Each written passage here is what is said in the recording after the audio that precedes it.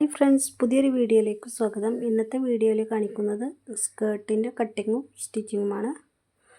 സ്കേർട്ടാണ് ടോപ്പിൻ്റെ. അപ്പോൾ ഇതുപോലെ ഒരു സ്ട്രൈറ്റ് ആയിട്ട് ലൈന് വരച്ചു കൊടുക്കുക. 4 ആയിട്ടാണ് ഫോൾഡ് ചെയ്തിട്ടുള്ളത്. മെറ്റീരിയൽ കോട്ടൺ ലൈനിങ് ആണ് എടുത്തിട്ടുള്ളത്. എന്നിട്ട് ഇതുപോലെ മാർക്ക് ചെയ്ത് കൊടുക്കുക. 4.5 ഇഞ്ച് ആം ഹോളും 4.5 ഇഞ്ച് ഷോൾഡറുമാണ് മാർക്ക് ചെയ്തിട്ടുള്ളത്. ഓക്കെ, ചെസ്റ്റിൻ്റെ വീതി 5.5 ഇഞ്ച് ജസ്റ്റ് ഒരു 5.5 ഇഞ്ച് മാർക്ക് ചെയ്തിട്ട് പിന്നെ അതിലൂടെ 2 ഇഞ്ച് ആഡ് ചെയ്ത് കൊടുക്കുകയാണ്. 1.5 ഇഞ്ചും വേണമെങ്കിലും ആഡ് ചെയ്ത് കൊടുക്കാം. ഞാൻ ജസ്റ്റ് 2 ഇഞ്ച് ആഡ് ചെയ്ത് കൊടുക്കുന്നുണ്ട്. ഓക്കെ, പിന്നെ അതിൽ കൂടെ ഒരു 1/2 ഇഞ്ചും കൂടെ ഞാൻ എക്സ്ട്രാ ചെയ്തിട്ടുണ്ട് ഹുക്കൊക്കെ വെക്കാൻ വേണ്ടി. ഇവിടുന്ന് ഇതുപോലെ ഒരു ഷേപ്പിൽ 1 ഇഞ്ച് മാർക്ക് ചെയ്തിട്ട് വരച്ചു കൊടുക്കാം. എന്നിട്ട് താഴോട്ട് 12 ഇഞ്ചാണ് ലെങ്ത്ത് എടുത്തിട്ടുള്ളത്, ടോപ്പിൻ്റെ ലെങ്ത്ത് എടുത്തിട്ടുള്ളത്. ഇതുപോലെ സ്ട്രൈറ്റ് ആയിട്ടൊരു ലൈൻ വരച്ചു കൊടുക്കാം. അപ്പോൾ നമ്മൾ മുകളിൽ എത്രയാണോ എടുത്തത് സെയിം അളവ് തന്നെ താഴെയും എടുക്കുക. ഓക്കെ, 8 ഇഞ്ച് തന്നെ മാർക്ക് ചെയ്തിട്ടുണ്ട്. ഇനി മുകളിൽ നിന്ന് താഴോട്ട് ഇതുപോലെ ഒരു മാർക്ക് ചെയ്ത് കൊടുക്കാം.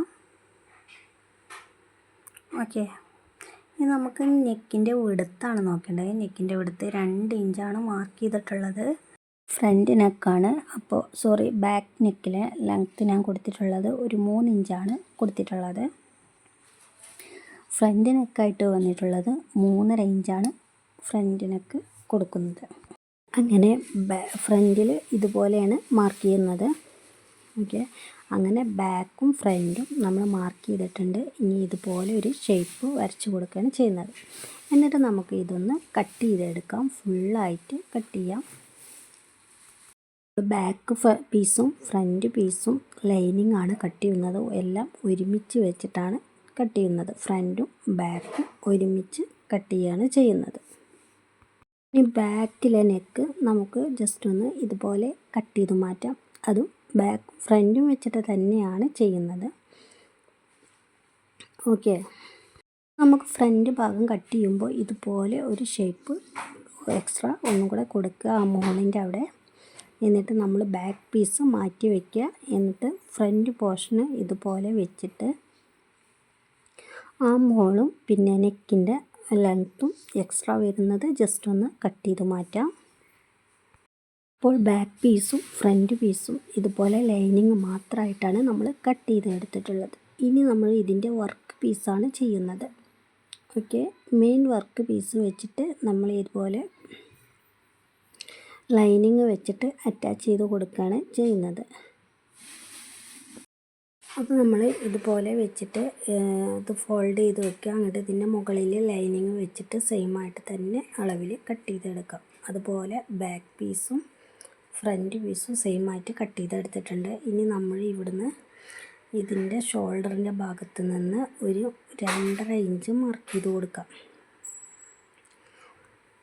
ഇതുപോലെ മാർക്ക് ചെയ്തിട്ട് നമ്മൾ ജസ്റ്റ് ഒന്ന് കട്ട് ചെയ്ത് കളയാം. ഓക്കെ, ഇതുപോലെ കട്ട് ചെയ്ത് കൊടുത്തിട്ടുണ്ട്. ഇനി നമുക്ക് ബാക്ക് പീസും ഫ്രണ്ട് പീസും ഒരുമിച്ച് വെച്ചിട്ട് തന്നെയാണ് ഇത് ചെയ്യുന്നത്. ഇതുപോലെ കട്ട് ചെയ്ത് മാറ്റിയിട്ടുണ്ട്. ഇനി നമുക്ക് ഇതിൻ്റെ മെയിൻ പീസും സെയിം ആയിട്ട് തന്നെ ഇതുപോലെ കട്ട് ചെയ്ത് എടുത്തിട്ടുണ്ട്. ഷോൾഡർ ഭാഗം 2.5 ഇഞ്ച് മാറ്റിയിട്ടാണ് നമ്മൾ കട്ട് ചെയ്ത് എടുത്തിട്ടുള്ളത്. ഇനി വേണ്ടത് നമുക്ക് ഇതിൻ്റെ സ്കേർട്ട് ഭാഗത്തുള്ള കട്ടിങ്ങാണ് നോക്കുന്നത്. ഈ പീസ് എടുത്തിട്ടുള്ളത് നമ്മൾ ഷോൾഡർ 2.5 ഇഞ്ച് മാർക്ക് ചെയ്തില്ലേ, കട്ട് ചെയ്തില്ലേ, അതിൻ്റെ പീസാണ് നമ്മൾ ഷോൾഡറിന് വെച്ച് കൊടുക്കാനുള്ള പീസാണ് കേട്ടോ. അപ്പോൾ ഇതിൻ്റെ വീതി നീളം 3 ഇഞ്ചും വീതി 2.5 ഇഞ്ചുമാണ് കൊടുത്തിട്ടുള്ളത്. ഇനി നമുക്ക് സ്കേർട്ടിനുള്ളതാണ് 12.5 ഇഞ്ച് ലെങ്ത്ത് നമ്മൾ കൊടുത്തിട്ടുണ്ട്. പിന്നെ നമ്മൾ വെസ്റ്റ് ഭാഗത്ത് വരുമ്പോൾ 1 ഇഞ്ച് കൂടും ചെയ്യും. ഇലാസ്റ്റിക് ഇട്ട് കൊടുക്കുമ്പോൾ 1 ഇഞ്ച് കൂടും. അങ്ങനെ 13.5 ഇഞ്ചോളം വരും. ഓക്കെ, അങ്ങനെ ബാക്കിൽക്കും ഫ്രണ്ടിൽക്കും ഇതുപോലെ പീസ് കട്ട് ചെയ്ത് എടുത്തിട്ടുണ്ട്. ലെങ്ത്ത് 12.5 ഇഞ്ചും മാർക്ക് ചെയ്തിട്ട് നമ്മൾ ഫ്രണ്ടിൽക്ക് 2.5 മീറ്ററും ബാക്കിൽക്ക് 2.5 മീറ്ററും അങ്ങനെയാണ് കട്ട് ചെയ്തെടുത്തിട്ടുള്ളത് കേട്ടോ ലെങ്ത്ത്.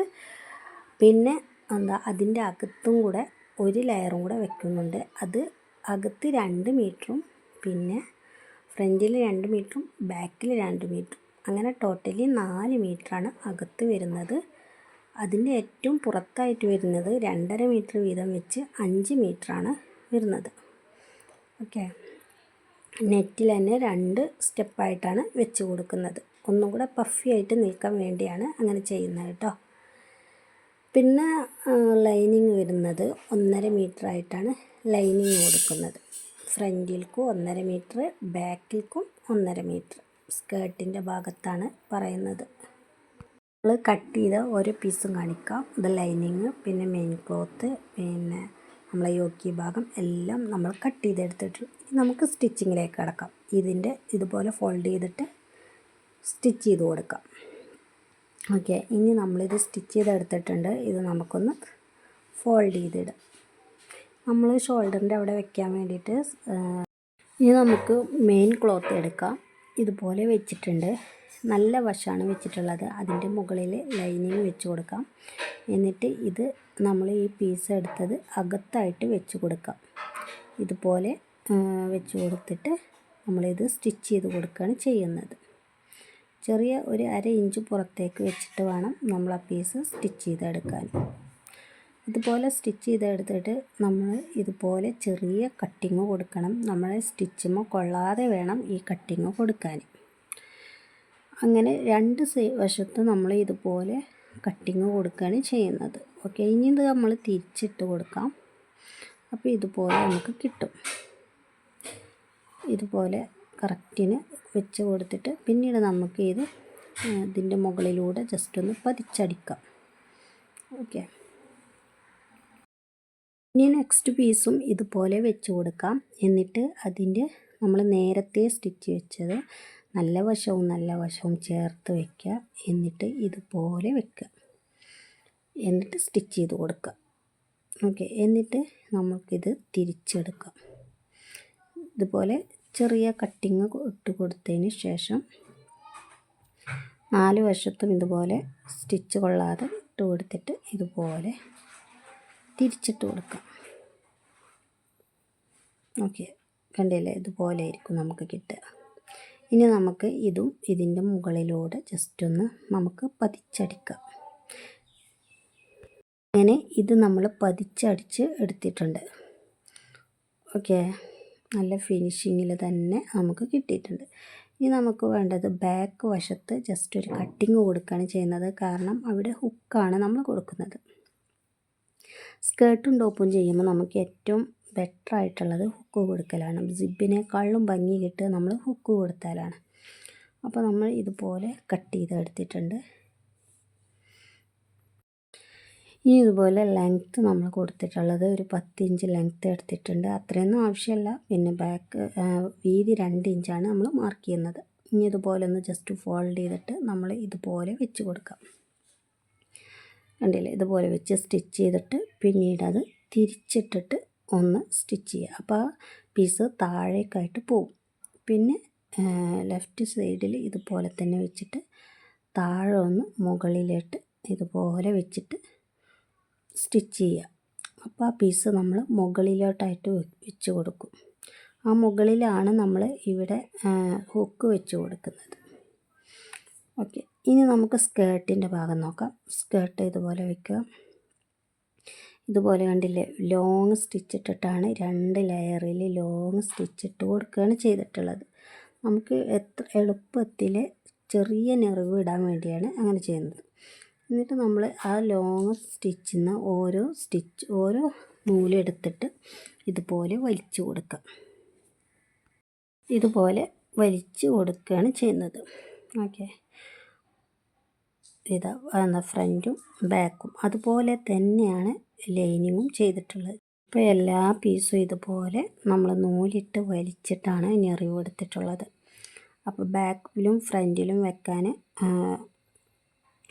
2 പീസ് വെച്ച് നമ്മൾ നെറ്റ് എടുത്തിട്ടുണ്ട്. അത് ഓൾറെഡി പറഞ്ഞതായിരുന്നു. പിന്നെ ഇനി എല്ലാം നമുക്ക് ഇതുപോലെ ഒന്ന് സ്റ്റിച്ച് ചെയ്തെടുക്കാം.